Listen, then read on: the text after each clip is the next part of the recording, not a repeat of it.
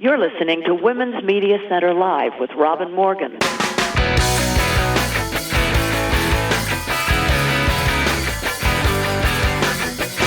Welcome to Women's Media Center Live. I'm Robin Morgan. Well, the white supremacist, terrorist far right welcomed Black History Month, February, with more than a dozen historically black colleges and universities having to report bomb threats Tuesday, marking the second consecutive day of threats at HBCUs nationwide, and prompting calls for federal law enforcement to investigate amid campus lockdowns. At least the FBI and the Justice Department now formally do consider such threats and such acts as domestic terrorism. They didn't for far too long. We persevere. We persevere because it simply is unthinkable not to. We persevere because others in our past have persevered and brought us this far, at least. We persevere for our children. We persevere for ourselves and for our refusal to tolerate injustice. This week, our program is in keeping with our promise to deliver a series of episodes over this year, focusing on the deplorably enforced invisibility of Native American citizens and culture. This is the second of such programs, the first having dealt with the traditional culture, richness, and strengths that form the foundation underlying the very survival of these people. Today's episode features a lively discussion between Crystal Echohawk of the Pawnee Nation and Rebecca Nagle, Cherokee, more about both later, discussing Native presence, or rather absence, in media, news, and entertainment, and also addressing the ghastly appropriation of Native creativity. But before any of that, we need to go inside the headlines.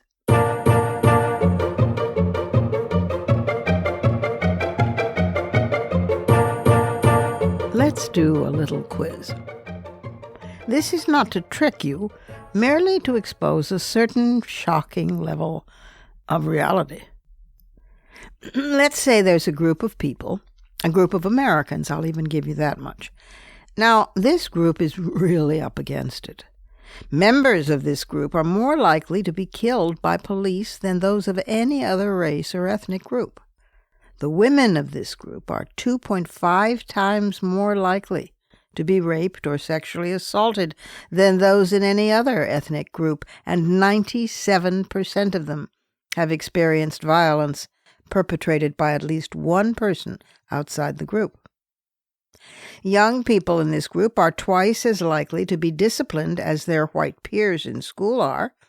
They are twice as likely to be incarcerated for minor crimes than teens of some other race. They have the lowest graduation rates of any racial group, and they die by suicide at the highest rate of any demographic in the United States. What's even more shocking is that most other Americans, whether of African, Asian Pacific, European, or Latinx ancestry, don't know that this particular group of so far nameless Americans even exists. A well-intentioned person might shrug, "I've never seen them, not in media or anywhere else." The above statistics are from an excellent article written for Teen Vogue by Rebecca Nagle, who is one of our guests today. It is about the work of another guest today, Crystal Echohawk, whose major survey, Reclaiming Native Truth, showed, among other incredulities, that 2/3 of Americans don't believe Native people experience any racial discrimination. They don't see it happening anywhere in the news, or pretty much anywhere. This is not racism via the classic othering of oppressed people as different. They're different from you, or they're other. This is otherizing via erasure. Not only do we rarely, if ever, see news by and about indigenous peoples in America, but when we do, it's the if it bleeds, it leads formula. A story on a secret graveyard being discovered, unearthing bodies of hundreds of Indian infants, or a case in the rising statistics of disappeared women in and around Wisconsin, Winnipeg, and environs, who, if found at all, are found dead. We hear or read the atrocity stories, and yes, they are major news, and they should be covered. But where are the positive stories? Where do we see Native accomplishment? Where are we given a chance to grasp Native history, which also happens to be the history of this country? For that matter, where do we find Native people visible in contemporary affairs? The Women's Media Center found that in a year of overlapping crises, a presidential election, an ongoing pandemic, heightened protests and community police relations, the economy, environmental crisis, and much more, well, in that year, the cold-eyed erasure of Native peoples, along with other people of color, is all the more glaring in omission on, for example, on the 5 major Sunday morning news programs that define news for the week. ABC's This Week, CBS's Face the Nation, CNN's State of the Union, MSNBC's Meet the Press, and Fox News Sunday. Not a single Indigenous woman appeared as a guest during all of the year 2020. This means that the unspeakable treatment of Native peoples in the Americas, some of which, albeit superficially, I exposed in episode 332, that's dated November 22nd, 2020, and I did it also in my blog, The Thanksgiving Reality, which is dated 11/25/20. And both of them are still accessible online. Well, this means that the treatment of Native peoples in the Americas is not over. It just goes on. It continues.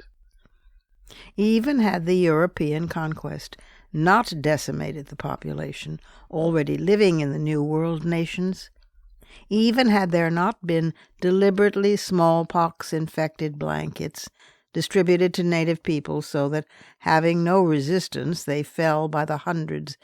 Even had Native children not been torn from their families, forbidden their traditional belief systems, beaten if they spoke their language, shorn of their hair, and sent to perform menial labor for the European conquerors, even had none of that happened, the pain of the European invasion would still be evident today in the systemic, institutionalized racism that has added insult to agony to disappear an entire people. There are currently 193 member states in the United Nations. That's a number that has grown from the original 51. Each of those 193 nations has its own unique culture, traditions, language, socio-political system, relationship to land, work, art, food, so forth. In fact, many of them embrace diverse cultures within themselves. The United States is one. That's a lot of countries, 193 nations. There are today, in the United States of America alone, 573 federally recognized nations, with more than 5 million real, existing Native people. And that's not counting the original number of Native Americans living in both South and North America, constituting a population as large as that of Europe when the European invasion took place. That's a lot of countries, 573 recognized nations. It takes a massive amount of activity to make and keep that many nations, each with its own unique culture, language, relationship to land, art, food, traditions, socio-political systems, and so forth, utterly invisible. The loss to the rest of Americans and to the world, the loss of contributions that could be made or that have been made but ignored is immense. It's immense. There's also a time that is over and finished. The original inhabitants of this country are stepping into the light.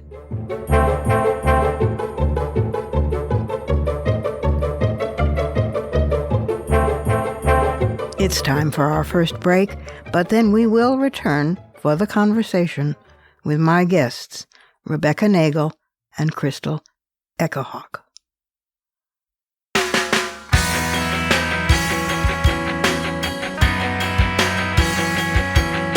Subscribe to this program on your favorite podcast platform and leave us a review. Follow us on Twitter at WMC Live, like our Facebook page at facebook.com/WMC Live, and visit us at WMCLive.com for more information about our show and our guests. You're listening to Women's Media Center Live with Robin Morgan.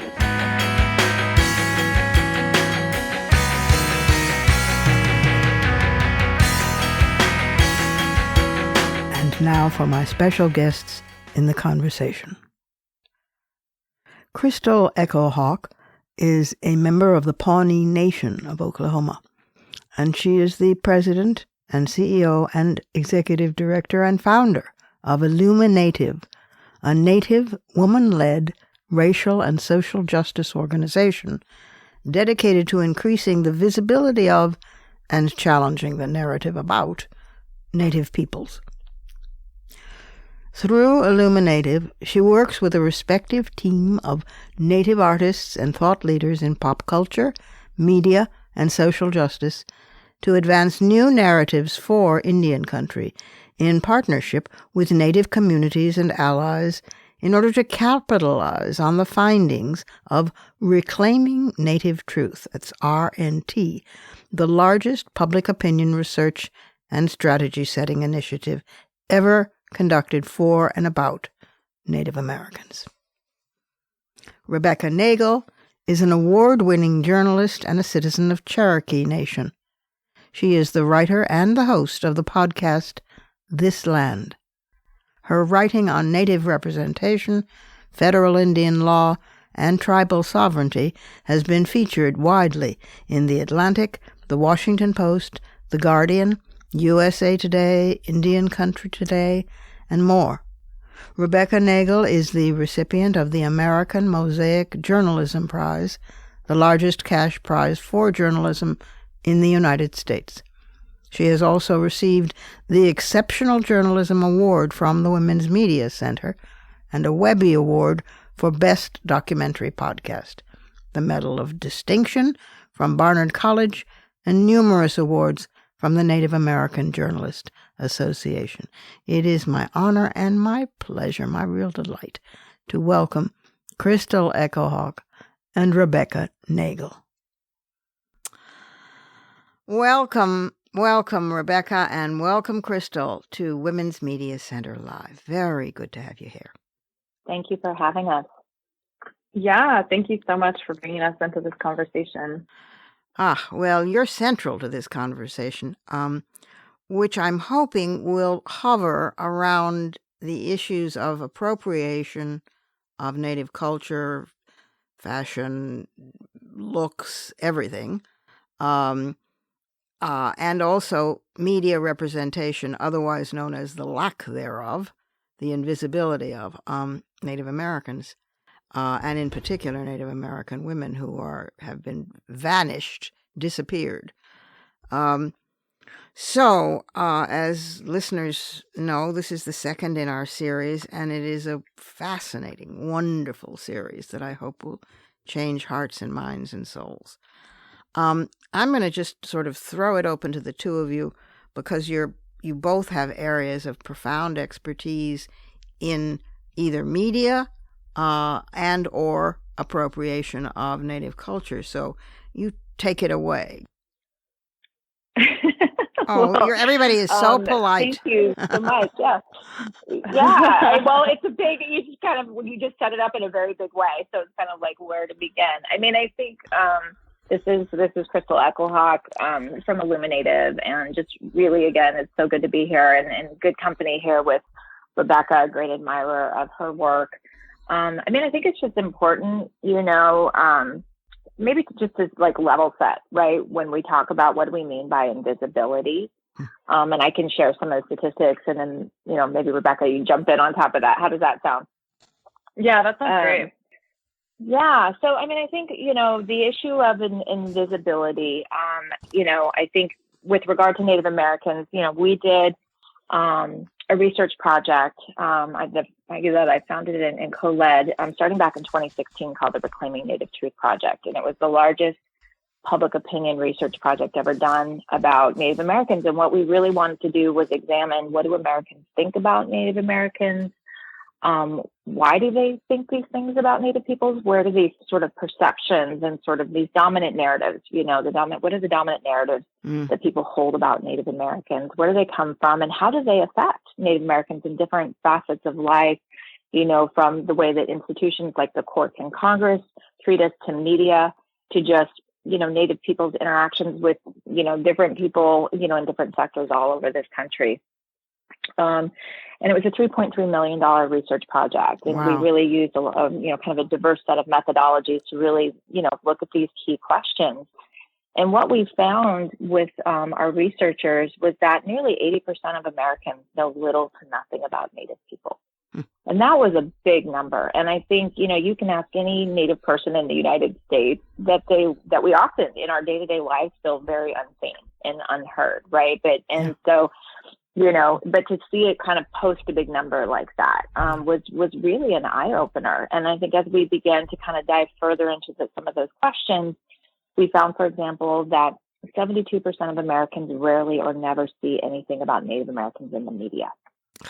And then we looked at across other key sectors, and a lot of amazing research done by a lot of incredible people all over. But we found, for example, that almost 90% of schools in the country don't teach about us past 1900. So literally generation after generation of Americans that are going through the K through 12 public education system are literally conditioned to think that Native Americans don't exist past 1900. We sort of fade to black. Maybe the last data point might be something about Wounded Knee in 1890. And then really nothing, very little to nothing gets taught about Native Americans in a contemporary context, right? And so that's one big system that really serves to perpetuate our erasure. And what little does get taught about Native peoples in terms of history is oftentimes incredibly inaccurate and certainly not very comprehensive. And then as we began to kind of, turn to our gaze to other sectors, and really through the research of Dr. Stephanie Freiberg, going back to 2015, her team was able to map that representation across TV and film was less than 0.4%, and sometimes kind of hovering between 0 and 0.4%. And that even if you Googled Native American, and put that search term in, that 95% of the images would come up were of Native peoples pre-1900 and typically of men. So you see that double erasure of Native women happening. And so really, as we began to look at, it's like big systems of media, entertainment, education, and our government, right, that have really served to perpetuate and institutionalize that level of erasure. And really through the work, on our partnerships with social psychologists, we began to understand that the impact of invisibility really, serves to dehumanize Native Americans in the eyes of other Americans, right? Because out of sight, out of mind, we're kind of almost seen as less than human. Things are slowly starting to change, but you can really begin to understand. But I think what's important is people understanding the consequences of this, because this is not just an issue of political correctness, right? Yeah. And just why isn't somebody on a TV show? This is really that erasure in that level really, again, serves to dehumanize Native Americans. It also, because there's very little information about Native peoples, most Americans actually vastly underestimate the levels of discrimination that Native peoples encounter on a daily basis. In fact, 2/3 of the Americans that we polled didn't think that Native Americans faced any significant discrimination. And when we asked them to rank, different populations, we actually sort of fell in the middle just above white people, right, in terms of the way people were ranking, because they were out of sight, out of mind. Kidding, my God. And then that final piece of erasure, in terms of the consequences, that we often get left out of important discussions around key pieces of legislation, right, policy, decisions around, the allocation of resources, you name it. I know. Because again, out of sight, out of mind. So it's a really important issue to understand, and then as, our lead researcher says, invisibility is really the modern form of racism against Native Americans. So it's something that we really have taken a hard look at and understand that it is one of the greatest challenges facing Native people today, is that, so many Americans aren't even sure if we exist anymore. So that's just kind of as a level set that, folks like, Rebecca has played such an important role in terms of, as a writer, as a journalist, really helping to elevate contemporary issues. So I don't know, I'm curious, Rebecca, from your standpoint, like that's the level set of, data that we published in 2018, but I'm just curious how you are looking at it now, Rebecca, and really through the lens of all your advocacy and work. Yeah, I mean, that data and that research that you all collected, Crystal, I feel like it's so important. I mean, I remember when I first read that report, it felt like it validated so many day-to-day and personal experiences that I had. I'll never forget, I was at this actual racial justice convening.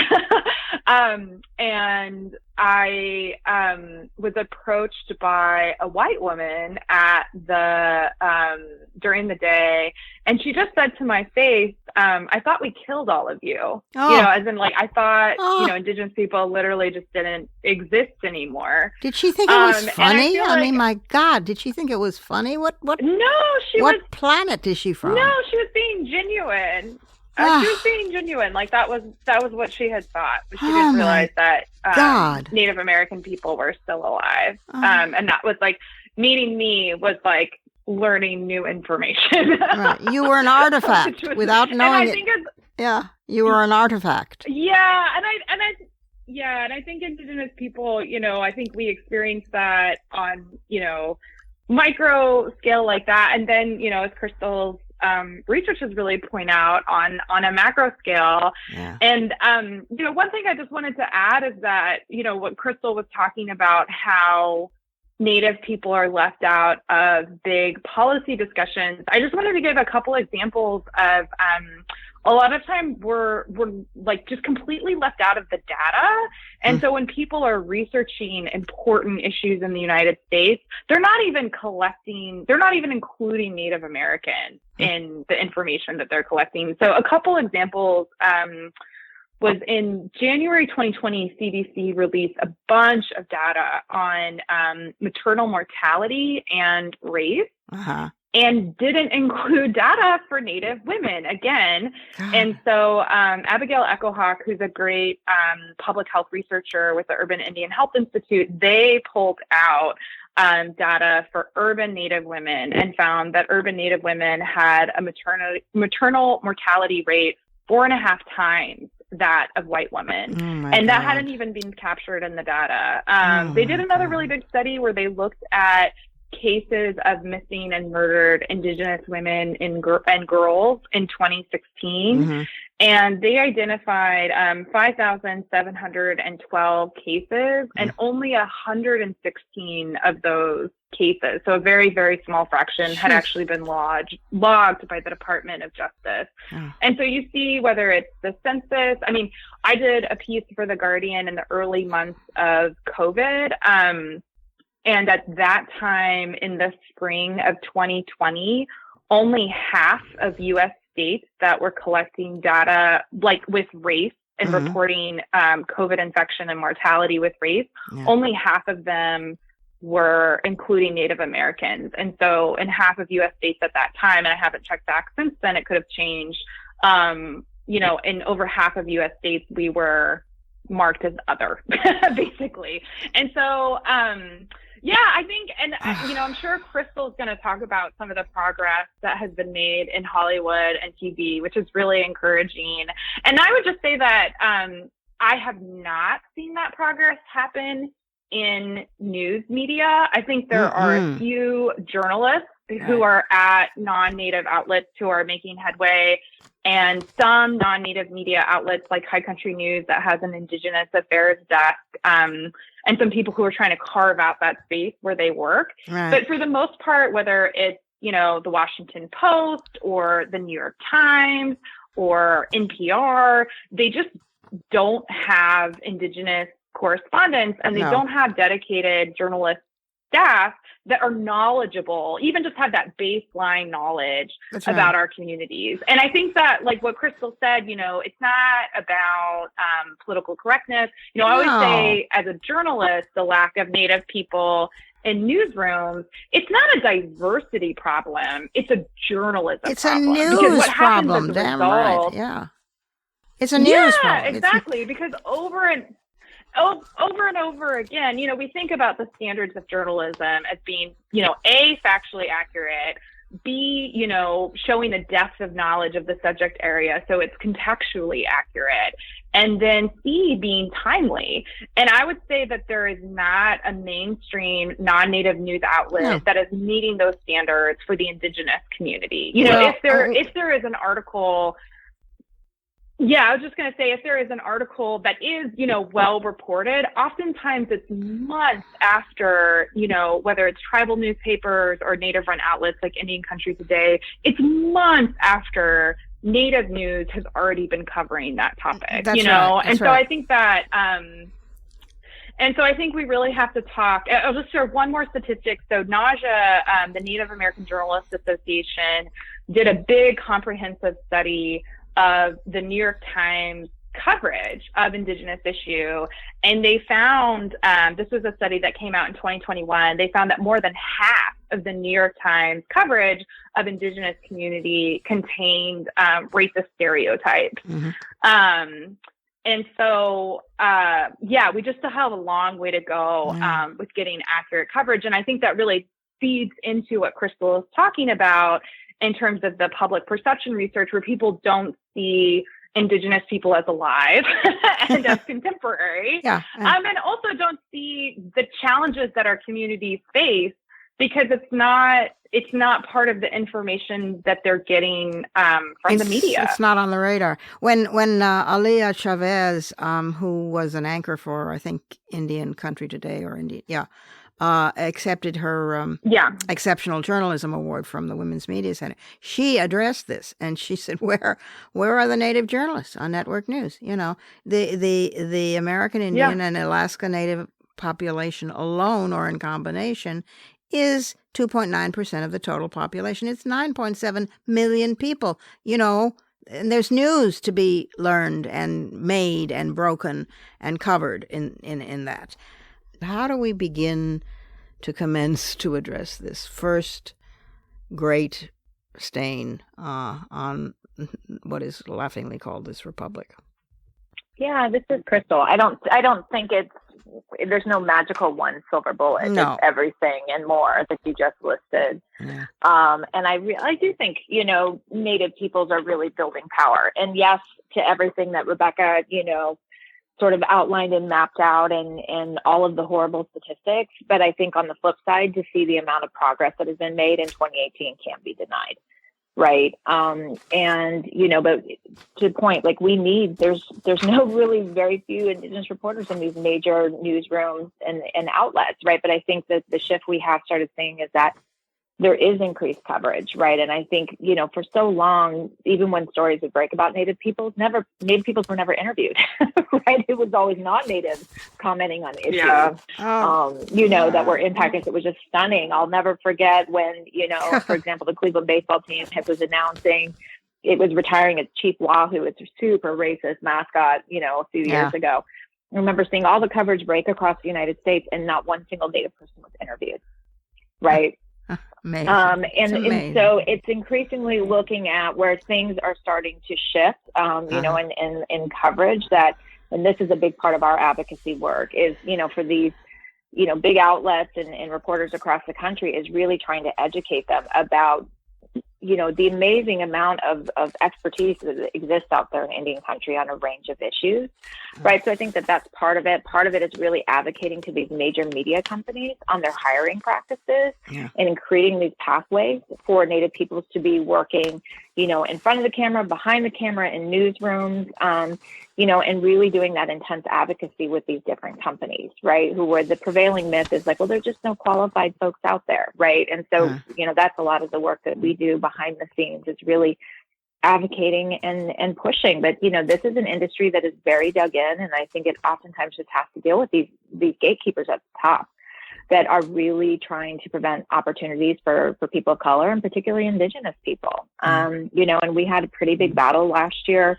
with CNN over Rick Santorum and some incredibly racist comments that were made, and have been really working hard, with the network to not only, thank goodness we finally got, Santorum removed, but really, the longer term battle is about getting an Indigenous affairs desk, right? At places like CNN, right? To ensure that they're, having Native journalists, that they're booking a variety of different Native subject matter experts. So, I mean, what that's do they part say? of it. So what do they say when you raise that? What do they say? What is their excuse for not having that? I mean, it's they don't really offer an excuse. They sort of, dance around it. And I think, it's just really it really just goes to show in terms of our advocacy and our organizing. And I think more and more people, Native peoples are really seeing this and jumping on board, just really starting to make our voices heard with these companies, that we need to be represented, and we need to be represented accurately. And that's really important. And I think that increased pressure that these companies are feeling, we're starting to see some progress, and we're particularly seeing that progress in Hollywood. Over the last few years. I mean, we're so excited. In 2021, we have our first ever, 2 Native American TV shows, Reservation Dogs and Rutherford Falls. And, that is a huge breakthrough moment. And then to see that they were met with critical success, because I think what the industry, whether we're talking about Hollywood or the media industry, they've always just kind of perpetuated a myth that there's not an audience for Native stories. Our research found that, nearly 80% of audiences want to know more about Native Americans, and that there's, an equal number that really want to see increased representation in TV and film. And so really what was so exciting is to see that these 2 TV shows last year really met with critical success, right? And you had the critical success of films like Wild Indian, right? Or Night Raiders. I mean, now you're really kind of seeing momentum. So what we're seeing behind the scenes now is increasingly more and more studios are buying Native projects, right, in TV and film. And we're seeing these success stories. I look at Rebecca and the success story behind her podcast, right? Yeah. And it's really these breakthrough moments that are beginning to show media makers that there is an audience for contemporary Native stories. And so that, but there's still so much work to do, but we are definitely beginning to see a shift in the industry. And that is due to a lot of, just advocacy and really pushing on these big media makers, but also it's like the proof is in the pudding, right? To now see the success of so many of these different things. And so we are seeing a slow shift, but even last year with these 2 shows that came out, when looking at the Nielsen Screen Report, it's still our representation in terms of screen time is really remaining stagnant. It's 0.44% on streaming services, and that's the biggest place where you're going to see Native peoples, right? But when we get into like cable and broadcast, those numbers are dismal, at like 0.05% and 0.08%. So there's still a lot of work to do, but we're really making headway, and there's just some incredible Native talent out there. So we're pushing, and we're really hopeful. Wow. Yeah. To piggyback on that a little bit, I think what Crystal mentioned about that these outlets need to have an Indigenous affairs desk, I think is a really, really good model. And there are a couple outlets with Native staff that have built that out. So High Country News has had an Indigenous affairs desk for a few years now. And Tristan Atone, who used to work there, is now building that out at Grist. And so you're starting to see pockets of outlets having Indigenous coverage with not only just Indigenous journalists, but also Indigenous editors, which I can say as a freelance journalist can make a really big difference. Oh, yeah. And I think, yeah. And I did a kind of, Indigenous panel for NPR News recently. And, what I told them was you have to treat it like a journalism problem and just realize that you're missing an area of your coverage, and absolutely. so just think about it the way that desks, people have foreign correspondents, people have, more experts on climate change now that people are realizing that that's the bigger issue. They're starting to invest in it.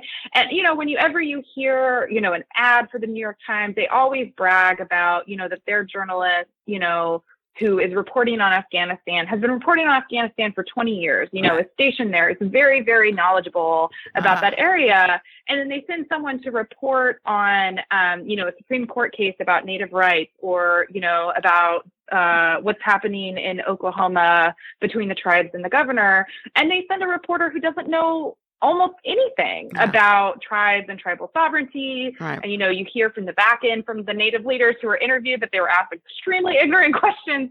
And so you wouldn't do that to any other government official, send somebody to interview them who doesn't understand their government, who doesn't know the history of their place. And so, but that's what happens over and over again in Native American communities. And so I think that it really is an issue that we need to look at as solving as a journalism problem by dedicating that resource and that time for there to be staff that really have the expertise for our community to have the same standard of journalism and the same level of coverage that we would want for any community in the United States. And so I think that's go ahead. No. It's there's such richness there. I mean, it's of stories that can be covered, that are dying to be covered, that are waiting to be covered.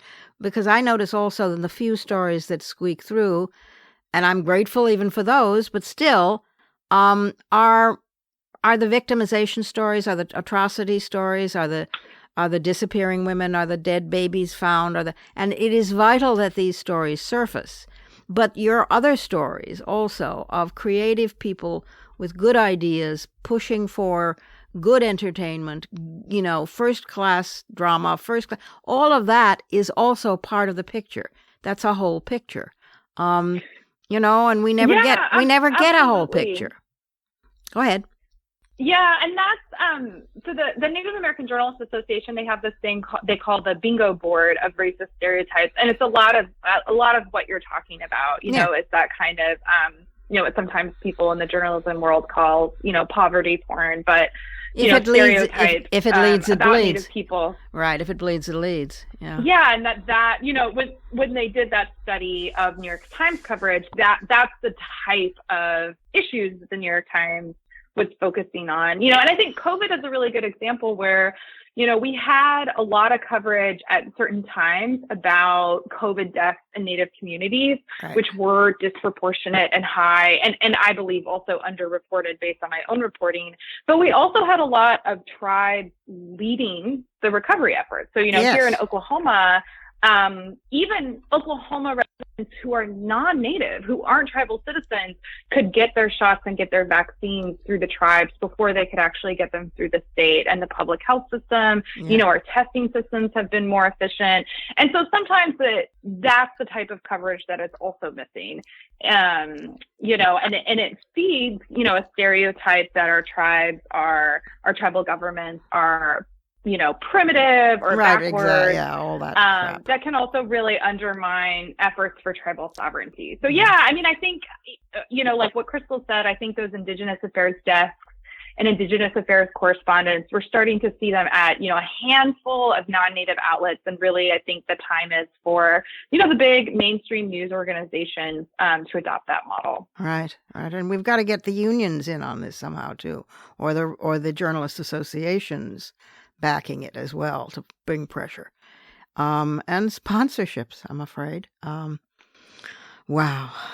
Well, listen, separately and together, you two women are something capital E else, and I'm enormously grateful for your expertise and your knowledge and your statistics and most of all your fire. And keep us in the loop so that we know and we can cover, as we've done in the past, but we should always do more of, Native and particularly Native women in this country and in the world. Thank you, Rebecca. Thank you, Crystal. Thank you so much for having us. Thank you so much. We have to take a final break here, but then I will be back directly with some fighting words.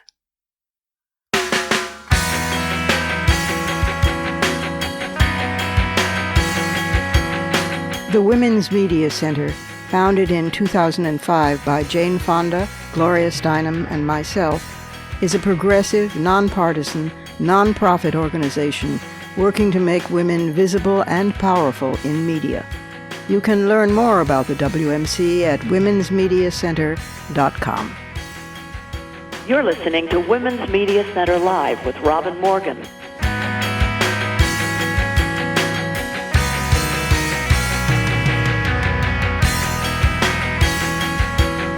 As we know all too well, poetry can be the best fighting words.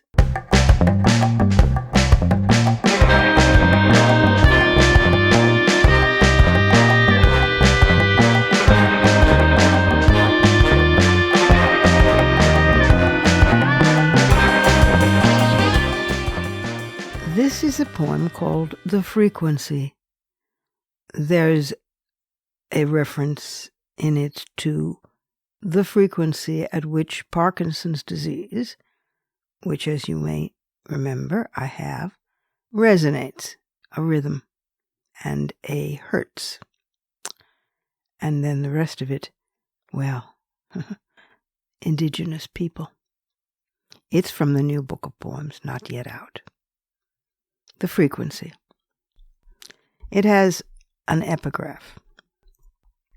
Federal prosecutors in Brazil opened an investigation into a reported massacre of 10 members of an uncontacted indigenous tribe gathering eggs along the river in a remote part of the Amazon where the tribe encountered gold miners.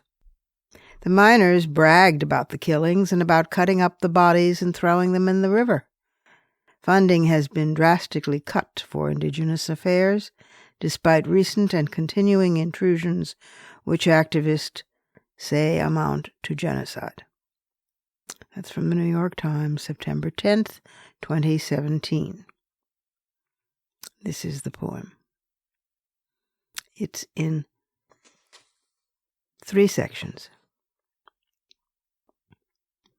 Back from the dead, here you are again, this time your reach exceeding your grasp.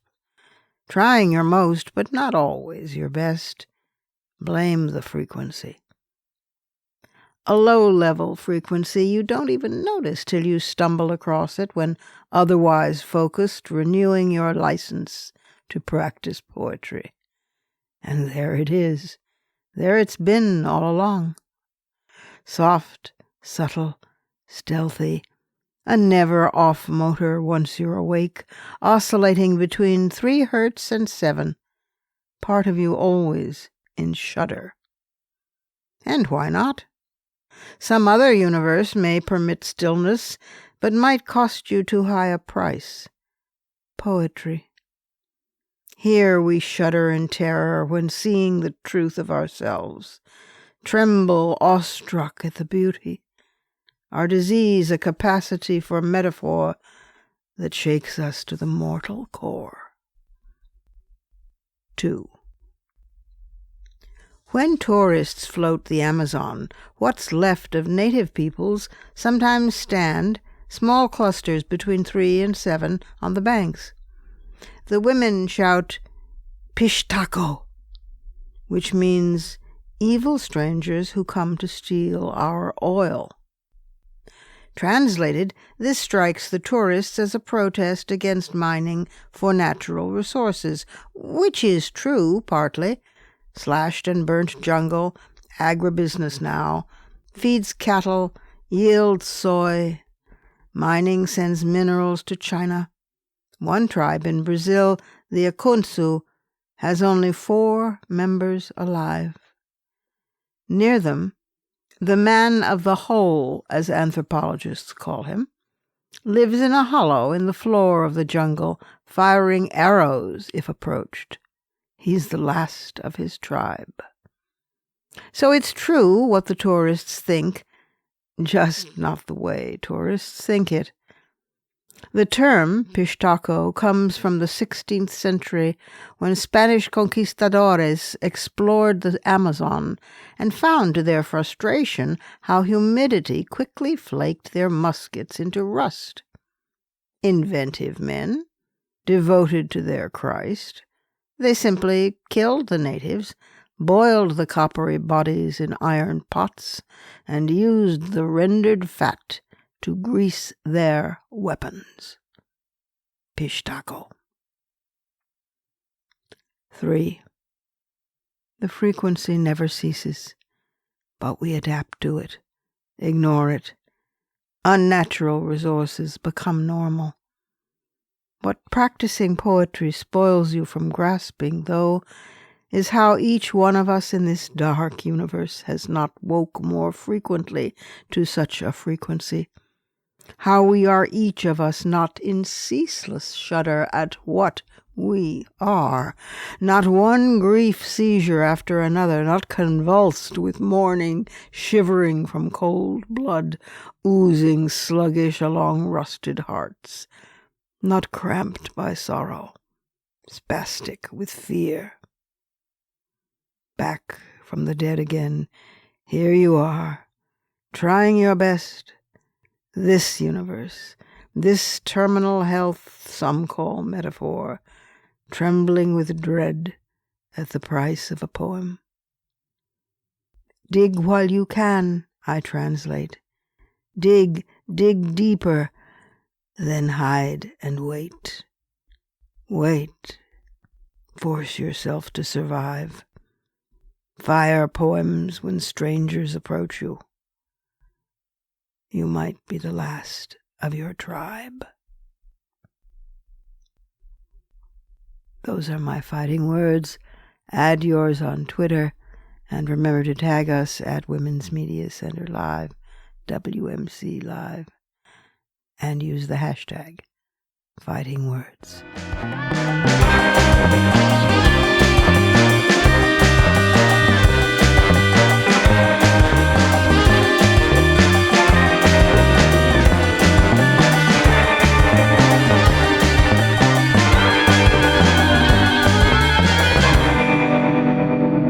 That's our show for this week. You can follow me on Twitter, Facebook, and now Instagram at The Robin Morgan, and you can check out my blog at robinmorgan.net and find my latest book of poems, Dark Matter, and my brand new novel, Parallax, wherever books are sold. Opinions expressed on this program do not necessarily represent the Women's Media Center. Here's the family for Women's Media Center Live. Executive producer as well as founding and sustaining sponsor, Regina K. Scully. WMC president and co-executive producer of this program, Julie Burton. Senior advisor for this episode, Rebecca Adamson, Cherokee Nation, founder of First Peoples Worldwide. Consulting editor, Betsy Theobald Richards, Cherokee Nation, Director of Cultural Strategies at the Opportunity Agenda. I'm Robin Morgan, your producer and host. Thank you for being with us. Join us again next time on Women's Media Center Live.